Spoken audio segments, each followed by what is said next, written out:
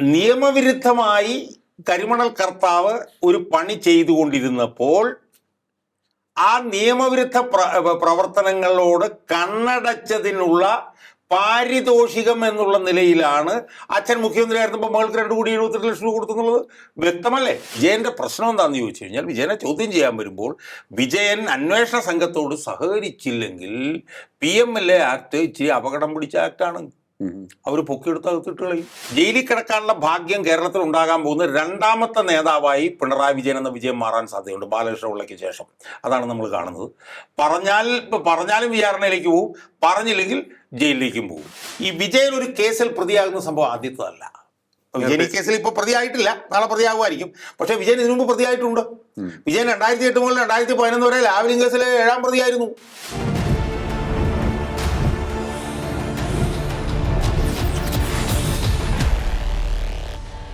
നമസ്കാരം, ടോക്കിംഗ് പോയിന്റിലേക്ക് സ്വാഗതം.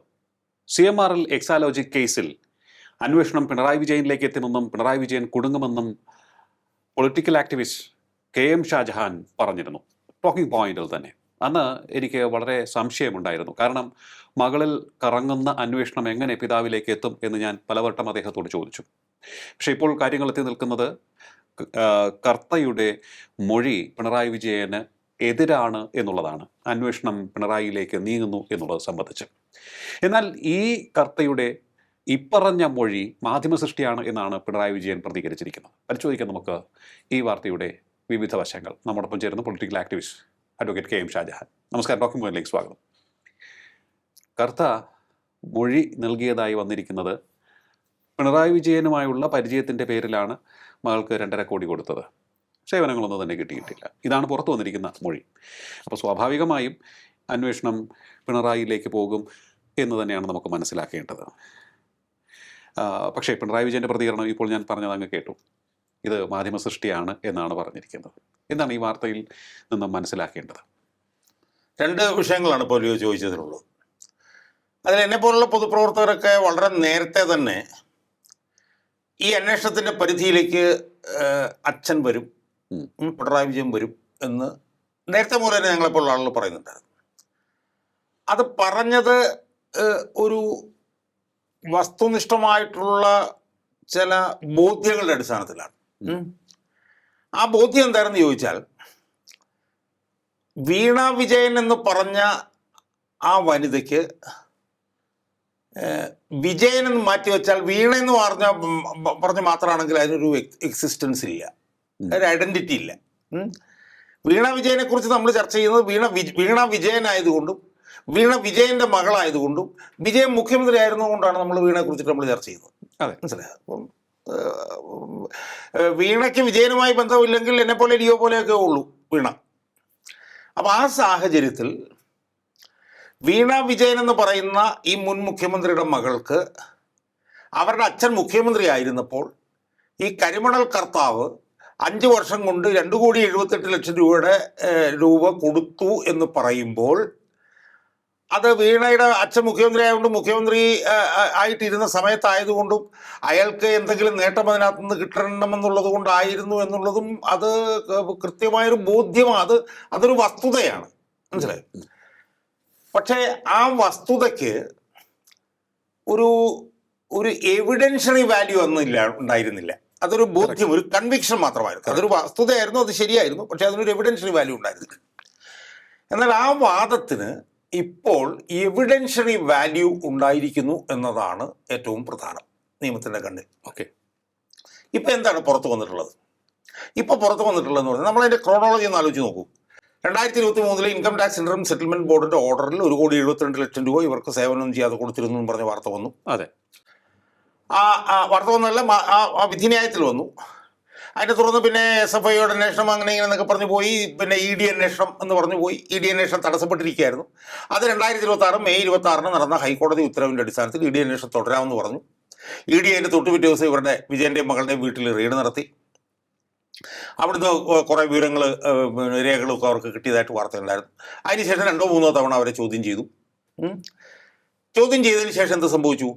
അവരുടെ സ്വത്ത് കണ്ടുകെട്ടുന്ന നടപടിയിലേക്ക് ED പോയി.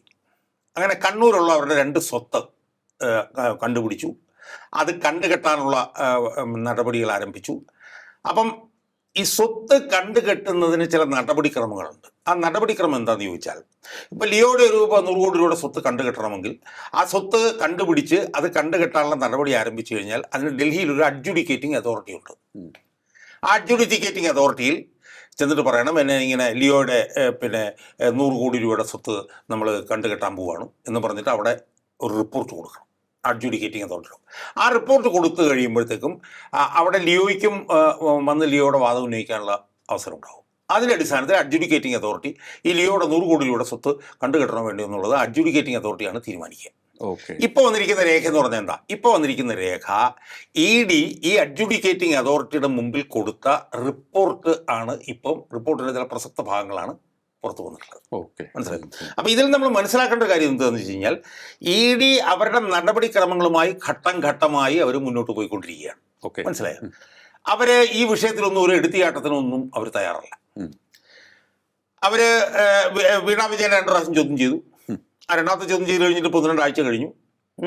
എന്തുകൊണ്ട് ഇനി അടുത്ത ചോദ്യം ചെയ്തില്ല, അറസ്റ്റ് ചെയ്തില്ല? അതിലൊന്നും ഒരു മറുപടിയും പറയുന്നില്ല. കാരണം അവരെ നടപടിക്രമങ്ങളായിട്ട് മുന്നോട്ട് പോയിക്കൊണ്ടിരിക്കുകയാണ്. അപ്പോൾ ഈ അഡ്ജുഡിക്കേറ്റിംഗ് അതോറിറ്റിയുടെ റിപ്പോർട്ടിലാണ് ഈ വിജയന് ഇതുമായിട്ടുള്ള ബന്ധം സംബന്ധിച്ചിട്ടുള്ള വിഷയത്തിൻ്റെ ഒരു എവിഡൻഷ്യറി മൂല്യമുള്ള ഒരു സാധനം വന്നിരിക്കുന്നത്. അതിൽ പറഞ്ഞിരിക്കുന്നത് എന്താ? അതിൽ പറഞ്ഞിരിക്കുന്നത്, mister Sasidharan Kartha in his statement dated 17/4/2024. നമ്മൾ അവിടെയും നമ്മൾ EDയുടെ ഈ കേസിലുള്ള അന്വേഷണം എത്ര കൃത്യമായിട്ടാണ് മൂവ് ചെയ്യുന്നത് നമ്മൾ ഓർത്തോണം. കാരണം 17/4/2024 വിജയനെ ഇതുമായി ബന്ധിപ്പിക്കുന്ന ഒരു മൊഴി EDക്ക് കിട്ടുന്നത്. അതെ, സ്വാഭാവികമായി EDക്ക് വേണമെങ്കിൽ വിജയനെ ചോദ്യം ചെയ്യാമായിരുന്നു. ED അത് ചെയ്തില്ല. പക്ഷേ ED അന്വേഷണം തടസ്സപ്പെടുത്തുന്നതിന് വേണ്ടിയിട്ടുള്ള കേസ് കൊടുത്തിരുന്നു എന്നുള്ളത് അവിടെ കിടപ്പുണ്ട്. പക്ഷെ അവർ ഘട്ടം ഘട്ടമായിട്ടാണ് മുന്നോട്ട് പോകും. അങ്ങനെ വരുമ്പോഴാണ് SN Sasidharan Kartha in his statement dated 17/4/2024 recorded under section 50 of PMLA admitted transferring funds to vendors, cash withdrawal and return to him for aids with genuine expenses. അയാളുടെ കള്ളത്തരങ്ങളൊക്കെ സമ്മതിച്ചു. He also admitted payments to Srimati Veena T and Mr. Exalogic Solutions without services. Considering personal relationships with the then Chief Minister of Kerala, Sri Pinarayi Vijayan. ഇതാണ് ഏറ്റവും പ്രസക്തമായിട്ടുള്ള ഈ റിപ്പോർട്ടിലെ വാചകം. അയാള് അവർക്ക് സേവനമൊന്നും ചെയ്യാതെ പണം കൊടുത്തത് was considering his personal relationships with the chief minister of Kerala Pinarayi Vijayan. അപ്പൊ പിണറായി വിജയനുമായിട്ടുള്ള വ്യക്തിബന്ധത്തിന്റെ അടിസ്ഥാനത്തിലാണ് സേവനം പോലും ചെയ്യാതെ മകൾക്ക് പണം കൊടുത്തത് എന്ന് 17/4/2024 ശശിധരൻ കർത്ത അഡ്മിറ്റ് ചെയ്യുകയാണ്. സെക്ഷൻ 50 ഓഫ് PMLA ആക്ട് പ്രകാരം ചോദ്യം ചെയ്തപ്പോൾ. അപ്പൊ ഇതിൽ നിന്ന് ഉരുത്തിരിഞ്ഞു വരുന്ന വിഷയങ്ങൾ, മകളുമായിട്ടുള്ള നമുക്ക് വരാം. ഇതിൽ നിന്ന് ഉരുത്തിരിഞ്ഞു വരുന്ന വിഷയം എന്താ?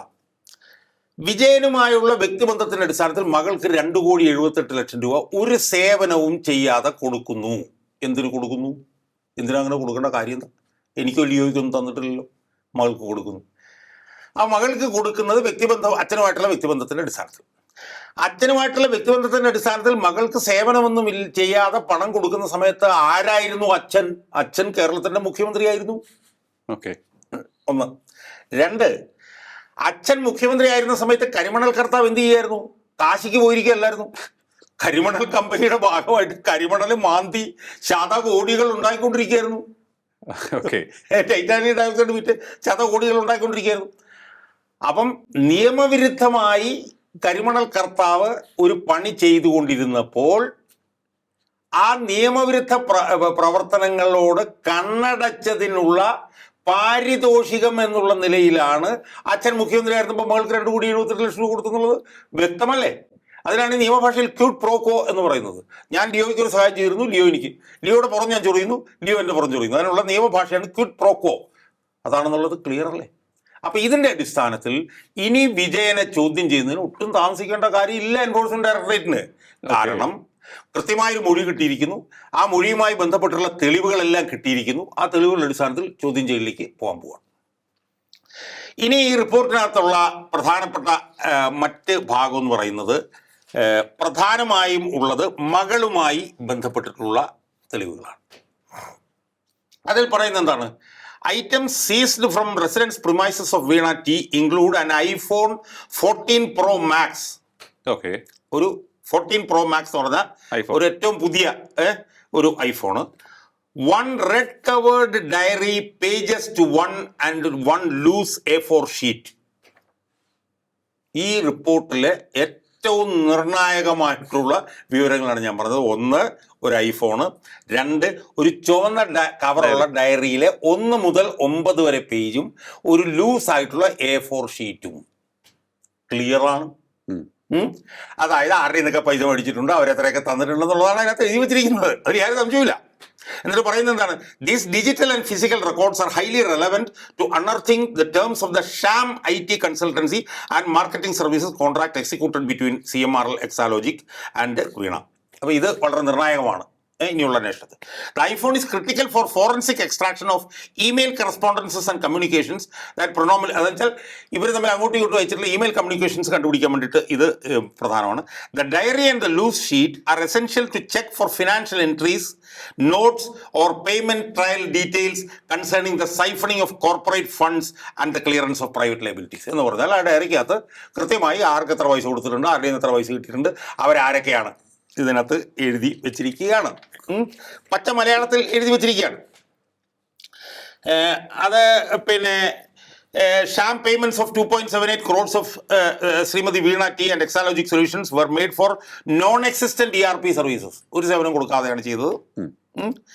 This was confirmed by admissions of Mr. Shashidaran Karta and others, including Veena T herself, who admitted no deliverables were provided to CMRL. എന്ന് പറഞ്ഞാൽ CMRL ഒരു സേവനവും ചെയ്തു കൊടുത്തിട്ടില്ലെന്ന് വീണ ടി തന്നെ സമ്മതിച്ചിരിക്കുന്നു. Veena TV could not provide any tangible work done for CMRL in lieu of the payments of 2.78 crores received. എന്നുവെച്ചാൽ അവർക്ക് അത് സംബന്ധിച്ച് ഒരു രേഖയും കാണിക്കാൻ കഴിഞ്ഞില്ല. രേഖ ചോദിച്ചപ്പോൾ കൈരേഖ കാണിച്ചു എന്നാണ് ഇതിനകത്ത് ചോദിച്ചിരിക്കുന്നത്. മനസ്സിലായി? അപ്പോൾ ഇതിനകത്ത് ഈ അഡ്ജുഡിക്കേറ്റിംഗ് റിപ്പോർട്ടിൽ വരുന്ന 2 പ്രധാനപ്പെട്ട കാര്യം എന്താണെന്ന് വെച്ചാൽ, 1, വിജയൻ ഇതുമായിട്ടുള്ള അർത്ഥശങ്കയ്ക്കിടയില്ലാത്ത ബന്ധം. 2, വിജയന്റെ മകൾ വീണ ഈ വിഷയത്തിൽ പിന്നെ ഇതിൽ പങ്കാളിയാണെന്നുള്ളതിന്റെ വസ്തുനിഷ്ഠമായിട്ടുള്ള തെളിവുകൾ. ഇനി ഇത് കൂടാതെ അവർക്ക് പുതിയൊരു കമ്പനി ഉണ്ടെന്നും കൂടെ വന്നിട്ടുണ്ട്, ലേക്കർ ഇന്ത്യ കോർപ്പറേഷൻ എന്ന് പറഞ്ഞാൽ അതിനകത്തുള്ള 15 ലക്ഷം രൂപയുടെ പിന്നെ ഇതും മരവിപ്പിച്ചിട്ടുണ്ട്. മനസ്സിലായി? അപ്പൊ ഇത് നമ്മൾ കഴിഞ്ഞ തവണയൊക്കെ ചർച്ച ചെയ്യപ്പോഴത്തേക്കും പിന്നെ ലിയോയ്ക്ക് ഓർമ്മ ഉണ്ടാവും ഞാൻ അന്ന് പറഞ്ഞത്.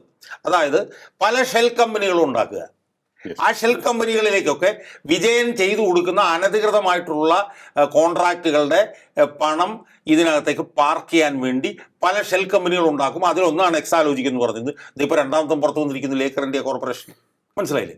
അപ്പം ഇതിൽ നിന്ന് വരുന്ന വളരെ വ്യക്തവുമായിട്ടുള്ളതും സുവ്യക്തമായിട്ടുള്ളതും വസ്തുനിഷ്ഠമായിട്ടുള്ളതും അർത്ഥശങ്കയ്ക്കിടയില്ലാത്തതായിട്ടുള്ള കാര്യം എന്താണെന്ന് വെച്ചാൽ, ഇതിലിനി കൂടുതൽ തെളിവുകളിലേക്കൊന്നും പോകേണ്ട കാര്യമില്ല. തെളിവുകളുടെ ശേഖരണം ഏതാണ്ട് പൂർത്തിയാക്കി കഴിഞ്ഞിരിക്കും. ഇനിയിപ്പോൾ ആ ഡയറിയും ആ ഐഫോണും കൂടി മാത്രമേ വരേണ്ടതുള്ളൂ. ഇനിയിപ്പോൾ ഈ മറ്റ് പല രാജ്യങ്ങളിൽ ഇത്തരത്തിലുള്ള ഷെൽ കമ്പനികൾ രൂപീകരിച്ചിട്ടുണ്ടോ എന്ന് കണ്ടെത്താൻ അതിന് സമാനമായിട്ടുള്ള ഗൾഫിലും കാനഡയിലും അമേരിക്കയിലും ഒക്കെ നടക്കുന്നുണ്ട്. അത് കള്ളപ്പണം വെളുപ്പിച്ചതുമായി ബന്ധപ്പെട്ട് വിജയനെ ചോദ്യം ചെയ്യാൻ ഇനി ഒരു താമസവും ഉണ്ടാവേണ്ട കാര്യമില്ല. കാരണം ഈ അഴിമതി ഇടപാടിലെ തലതൊട്ടപ്പനാണ് ശശിധരൻ കർത്ത. ശശിധരൻ കർത്തയാണ് കഴിഞ്ഞ 15 വർഷം കൊണ്ട് 182 കോടി രൂപയുടെ കള്ളത്തരം കാണിച്ചത്. അപ്പോൾ ഞാനിത് ശശിധരൻ കർത്തയുടെ ഈ പെരുങ്കൊള്ളയെ കുറിച്ചിട്ട് ഞാൻ ഇങ്ങനെ നോക്കുകയായിരുന്നു.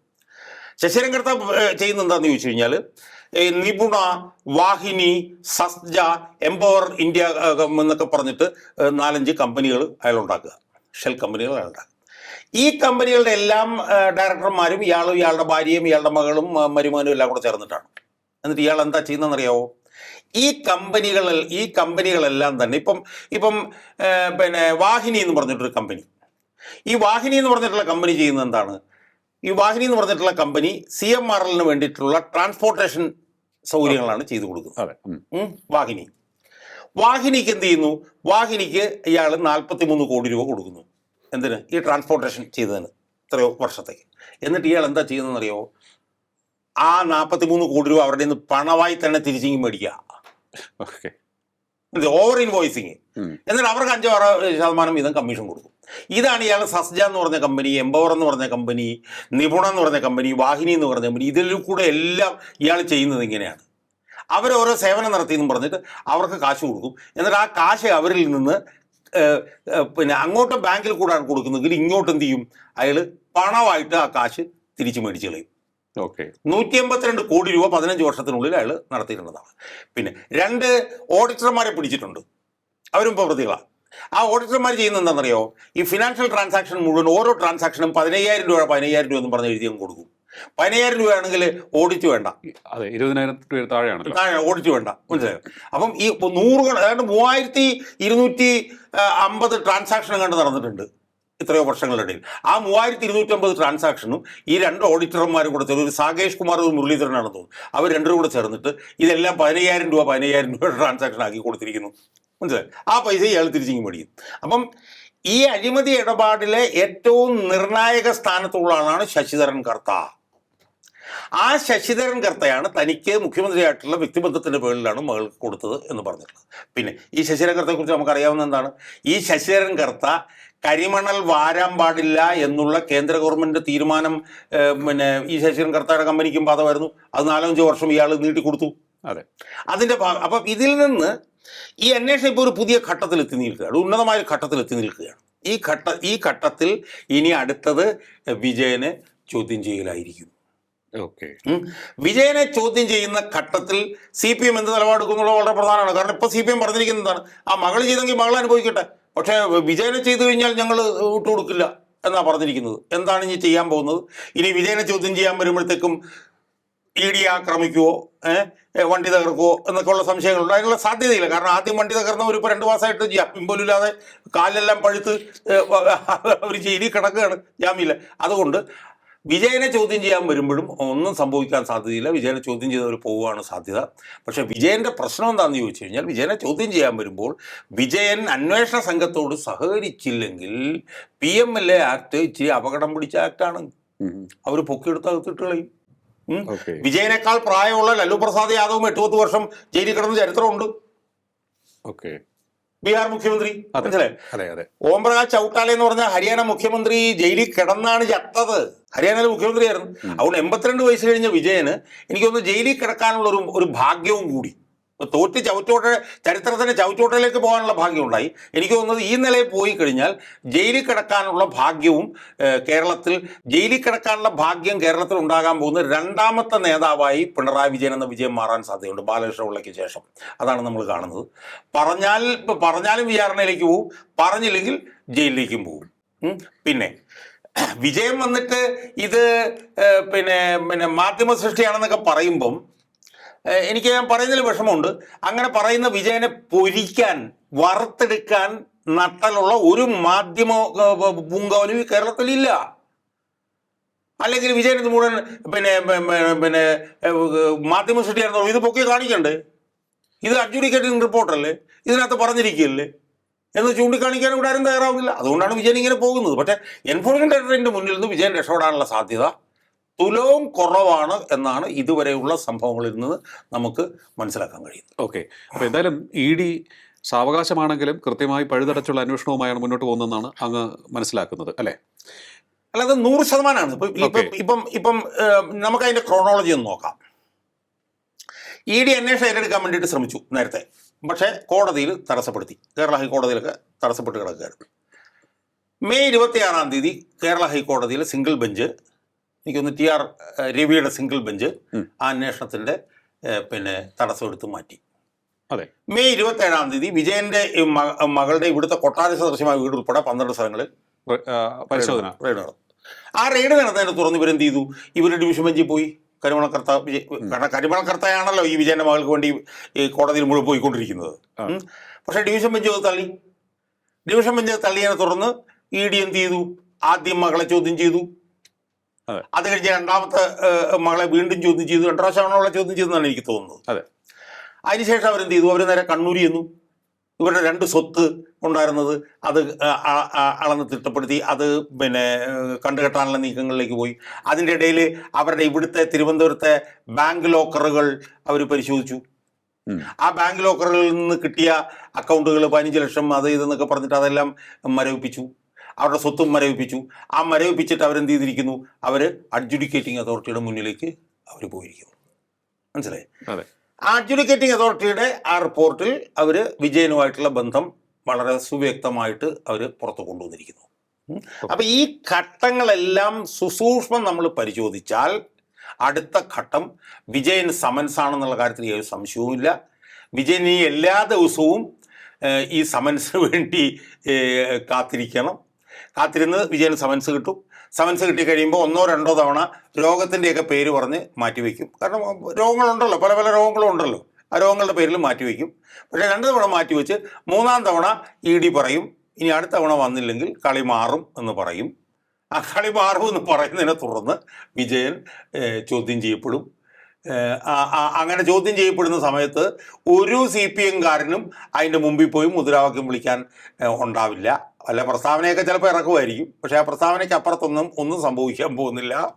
അതുകൊണ്ട് ഒരു 2-3 ആഴ്ചയ്ക്കുള്ളിൽ വിജയനെ ചോദ്യം ചെയ്യുന്ന ആ അസുലഭമായ ആ കാഴ്ചയ്ക്ക് നമ്മൾക്ക് സാക്ഷിയാകാൻ കഴിയും എന്നാണ് ഞാൻ പ്രതീക്ഷിക്കുന്നത്. ഓക്കെ. ആ ഒരു ചോദ്യം ചെയ്യൽ, അപ്പോൾ അതിനുള്ള മറുപടിയായി പറയുക, കാര്യങ്ങൾ അന്വേഷിക്കാൻ വന്നു, എനിക്കറിയാവുന്നുള്ളത് ഞാൻ പറഞ്ഞു എന്നുള്ളതായിരിക്കും അദ്ദേഹത്തിൻ്റെ മറുപടി. നമുക്ക് ഊഹിക്കാവുന്നതേ ഉള്ളൂ.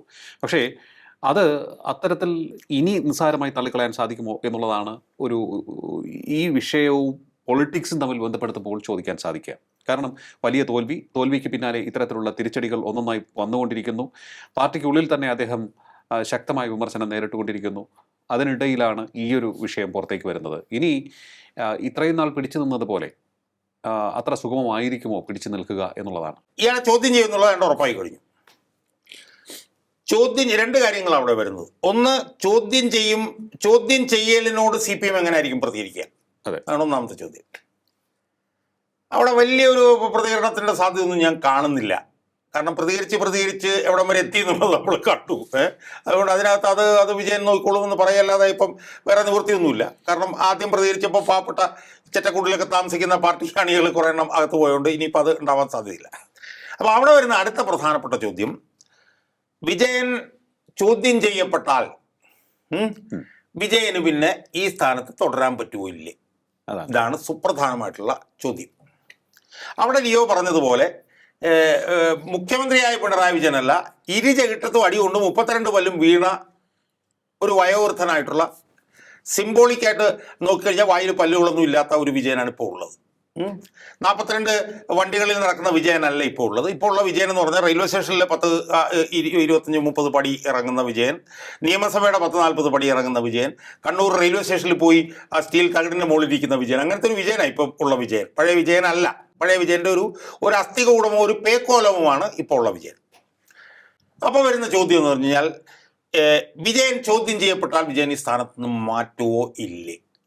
അതെ, വിജയൻ മാറില്ല എന്നുള്ളത് നമുക്കറിയാം. കാരണം വിജയന് ലജ്ജയില്ലാത്തൊരു മനുഷ്യനാണ് എന്നുള്ളത് വ്യക്തമാണല്ലോ. കാരണം ലജ്ജ എന്തെങ്കിലും ഉള്ള മനുഷ്യനായിരുന്നെങ്കിൽ ഈ 102 സീറ്റിൽ പോകുമ്പോഴത്തേക്കും കൈയും കൂപ്പി വെച്ച് ഞാൻ ഇവിടെ ഇല്ല കേട്ടോ, എന്നെ ജനം ചവിട്ടോട്ടലേക്ക് തള്ളി എന്ന് പറയുമായിരുന്നു. പക്ഷേ ആ ഉളുപ്പില്ലാത്തത് കൊണ്ടാണ് അദ്ദേഹം പ്രതിപക്ഷ സ്ഥാനത്തേക്ക് വന്നത്. മനസ്സിലായി? അതിനേക്കാൾ ഉളുപ്പില്ലാത്തൊരു നേതൃത്വം ആയതുകൊണ്ടാണ് 102 സീറ്റിന് തോറ്റിട്ടും ചരിത്രത്തിൻ്റെ ചവറ്റുകൊട്ടയെന്ന് എടുത്തു കൊണ്ടുവന്ന് സത്യത്തിൽ അതാണല്ലോ. ഇപ്പോൾ ഒരു ചുക്കിച്ചുളിഞ്ഞ ചവറ്റുകൊട്ട കിടക്കുന്ന ഒരു കടലാസാണല്ലോ വിജയൻ. ആ ചുക്കിച്ചുളിഞ്ഞ കടലാസിനെ എടുത്ത് പ്രതിപക്ഷ നേതൃസ്ഥാനത്തേക്ക് വെച്ച നേതാക്കന്മാരാണ് CPM-ൽ ഉള്ളവർ, നമ്മൾ ഓർത്തോണം. പക്ഷെ അവിടെയും വിജയന് ഒരു പിടിച്ചു നിൽക്കാനൊരു സാധ്യതയുണ്ട്. പക്ഷെ ആ സാധ്യതയും എത്രത്തോളം നിലനിൽക്കുമെന്ന് എനിക്കറിയില്ല. കാരണം എന്താണെന്നറിയോ ലിയോ, ഈ വിജയൻ ഒരു കേസിൽ പ്രതിയാകുന്ന സംഭവം ആദ്യത്തതല്ല. വിജയൻ ഈ കേസിൽ ഇപ്പോൾ പ്രതിയായിട്ടില്ല, നാളെ പ്രതിയാകുമായിരിക്കും. പക്ഷേ വിജയൻ ഇതിനു മുമ്പ് പ്രതിയായിട്ടുണ്ട്. വിജയൻ 2008 മുതൽ 2011 വരെ ലാവ്ലിൻ കേസിലെ 7ാം പ്രതിയായിരുന്നു. അതെന്ന് പറഞ്ഞാൽ ചെറിയ കേസല്ലായിരുന്നു.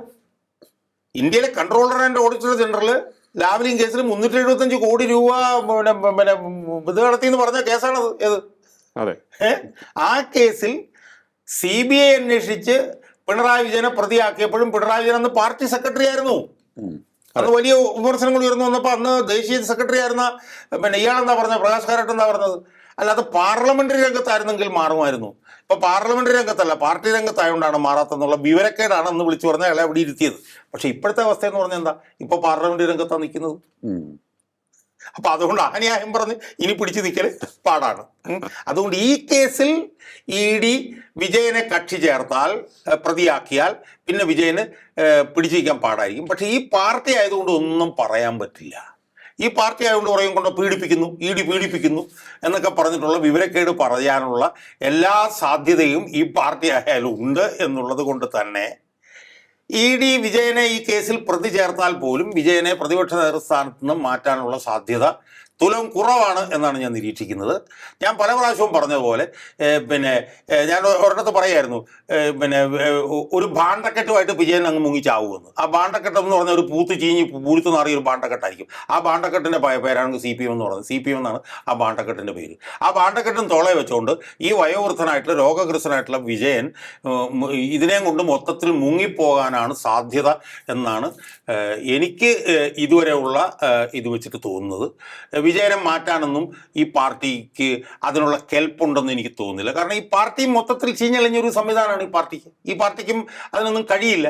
അതുകൊണ്ട് ഇതെല്ലാം തന്നെ ഇതിൻ്റെ അന്ത്യത്തിലേക്ക്, ഇതിൻ്റെ ഒരു അന്ത്യ കൂതാശയാണ് ഇതിനകത്തൂടെ എല്ലാം ഇപ്പം നടന്നുകൊണ്ടിരിക്കുന്നത് എന്നാണ് പൊതുവിൽ നമുക്ക് നോക്കുമ്പോൾ വിലയിരുത്താൻ കഴിയുക. ഓക്കെ, എന്തായാലും പിണറായി വിജയൻ CMRL എക്സാലോജിക് കേസിൽ പ്രതിസ്ഥാനത്തേക്ക് വരുമോ എന്നുള്ളതാണ് ഇപ്പോഴത്തെ ഏറ്റവും പ്രധാനപ്പെട്ട ചോദ്യം. എന്തായാലും സമൻസ് അയക്കും, ചോദ്യം ചെയ്യും എന്നുള്ള കാര്യത്തിൽ ഇപ്പോൾ ഒരു വ്യക്തത വന്നുകൊണ്ടിരിക്കുന്നു. ഇനി എന്തായിരിക്കും ഈ വിഷയത്തിൽ CPMന്റെ നിലപാട് എന്നുള്ളതാണ് അറിയാൻ താല്പര്യമുള്ള കാര്യം. ഒട്ടേറെ സംശയാസ്പദമായുള്ള ട്രാൻസാക്ഷൻസ് പുറത്തു വന്നുകൊണ്ടിരിക്കുന്നു. ആ സാഹചര്യത്തിൽ ഇനിയും പിണറായി വിജയൻ പ്രതിപക്ഷ നേതൃസ്ഥാനത്ത് തുടരുമോ, അതുപോലെ തന്നെ പാർട്ടി ഏതെങ്കിലും തരത്തിലുള്ള നടപടി സ്വീകരിക്കുവാൻ തയ്യാറാകുമോ എന്നുള്ളത് വളരെ പ്രധാനപ്പെട്ട ചോദ്യമാണ്. എന്നാൽ അവിടെ അഡ്വക്കേറ്റ് KM ഷാജഹാൻ പറയുന്നത് അതിനുള്ള കെൽപ്പ് ഇന്നത്തെ CPMനില്ല. അതുകൊണ്ട് തന്നെ തകരുന്ന പിണറായിക്കൊപ്പം തകരുന്നൊരു ഭാണ്ഡക്കെട്ടായി പാതാളത്തിലേക്ക് ആണ്ടുപോകും CPM എന്നുള്ളൊരു നിരീക്ഷണമാണ് അദ്ദേഹം നടത്തിയിരിക്കുന്നത്. എന്തായാലും കാത്തിരുന്ന് കാണാം. അവർ ഇനിയും പറയുമോ ഇമാതിരി വർത്തമാനമൊന്നും വേണ്ട കേട്ടോ, അതോ അതിനപ്പുറം ഇനി ഞങ്ങൾ തിരുത്താൻ തയ്യാറാണ്, ഇനി നടപടികൾ ഒന്നൊന്നായി ഉണ്ടാകും എന്നോ? കാത്തിരുന്ന് കാണുക തന്നെ, അല്ലാതെ മറ്റു മാർഗമൊന്നുമില്ല. വളരെയധികം നന്ദി സാർ ഇത്ര സമയം ടോക്കിംഗ് പോയിന്റുമായി സംസാരിച്ചത്. ടോക്കിംഗ് പോയിന്റിൻ്റെ ഈ അധ്യായം ഇവിടെ പൂർണ്ണമാകുന്നു. അടുത്ത എപ്പിസോഡിൽ കാണാം. നമസ്കാരം.